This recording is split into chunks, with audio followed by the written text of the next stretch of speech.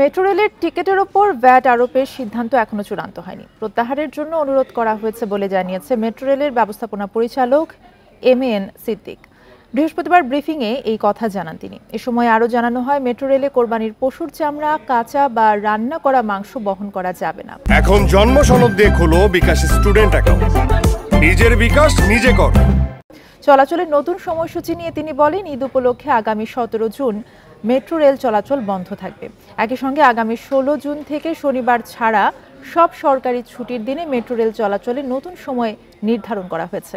সে অনুযায়ী উত্তরা থেকে সকাল 7:10 থেকে রাত 9টা পর্যন্ত চলাচল করবে, আর মতিঝিল থেকে সকাল 7:30 থেকে রাত 9:40 পর্যন্ত মেট্রো চলাচল করবে।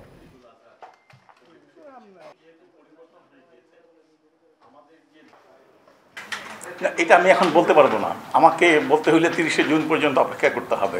তার আগে নিশ্চয় সংসদে কোনো সিদ্ধান্ত হবে। আমরা আশা করি ইতিবাচক সিদ্ধান্ত আমরা পাবো, এটা আমাদের প্রত্যাশা।